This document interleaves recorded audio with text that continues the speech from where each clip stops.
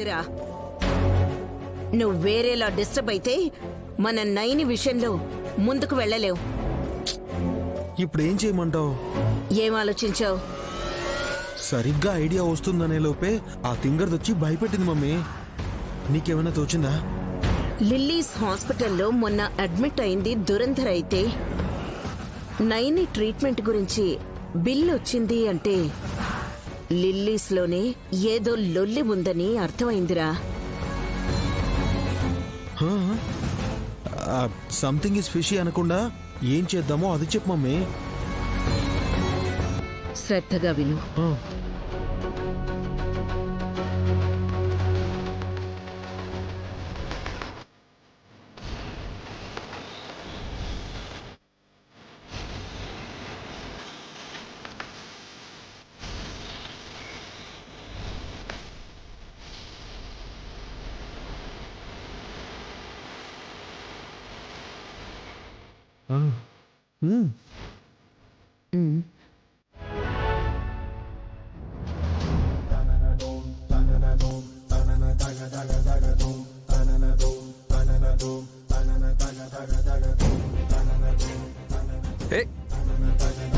మతిగాని తప్పిందంటే నీకు పని చేసుకుంటుంటే అలా మూసేశావు.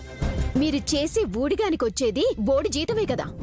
ఆ మాత్రం వస్తున్నందుకే ఇంట్లో కాస్తైనా గౌరవం ఉంది నాకు. లేదంటే మా వల్లబాబ్రోని చూసినట్టు తక్కువగానే చూస్తారు.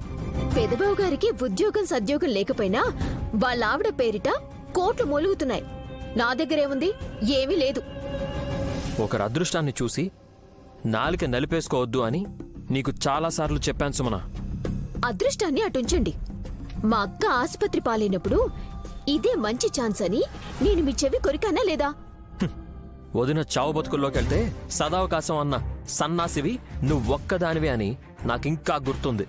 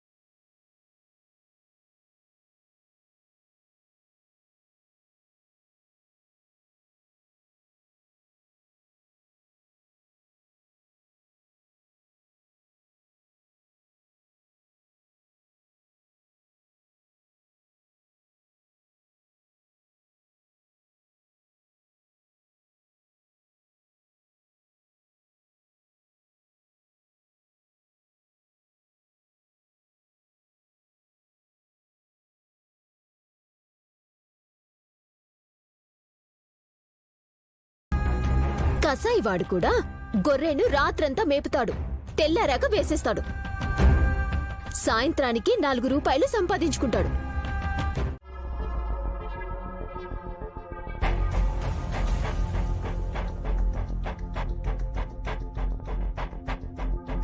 విశాల్, డాక్యుమెంట్స్ మీద సంతకాలు పెట్టేశాను. ఆడిటర్కి ఇచ్చేయండి.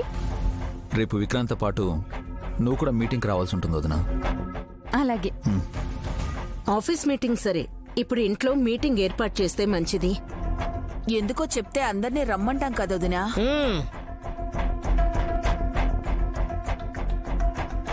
ఒక్క విజిల్ కొడితే చాలు వాలిపోతారు. దేని గురించో చెప్పమ్మా. చాలా ముఖ్యమైన విషయం నాన్న. అందరూ ఉన్నప్పుడు చెప్పాలి, లేదంటే కన్ఫ్యూజ్ అయిపోతారు. న్యూ ఇయర్ సెలబ్రేషన్స్ గురించి మాట్లాడుకుంటున్నారా?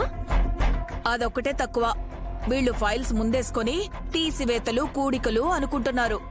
ఇంకా వేడుక గురించి ఆలోచిస్తారా? నువ్వు ఉండవే, విషయమేంటో తెలుసుకొని ముందు. ఏంటి బాబాయ్? పిలవక ముందు అందరూ వచ్చేశారు. మ్యాటర్ ఏంటో చెప్పేశాక లిల్లీస్ హాస్పిటల్ వాళ్లకు ఈ నయని డబ్బులు కట్టింది. ఆ,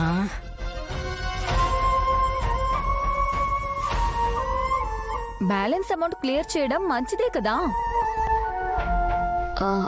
అమౌంట్ ఏమైనా తగ్గించారా అక్క? అన్నేసి లక్షలంటే తమాషానా? పైగా నువ్వు ప్రమాదం జరిగిన 2 రోజులకే ప్రాణాపాయ స్థితి నుండి బయటపడి క్షేమంగా ఇంటికి తిరిగి వచ్చేసావు కదా.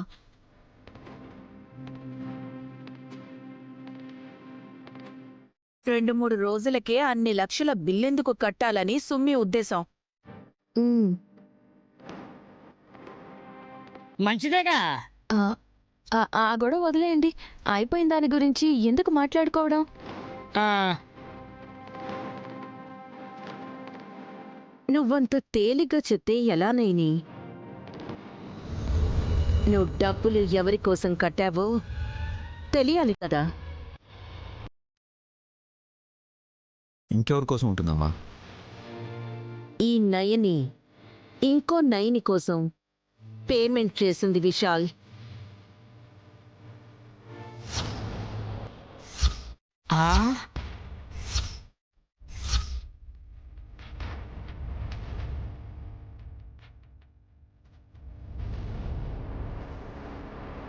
చెల్లికి ఇంకొక చెల్లి అంటే చిట్టియే కదా. నైని ఇంకొక నైనికి సాయం చేసిందంటుందమ్మా. అమ్మ మాటలు వింటే మతిపోతుంది బ్రో.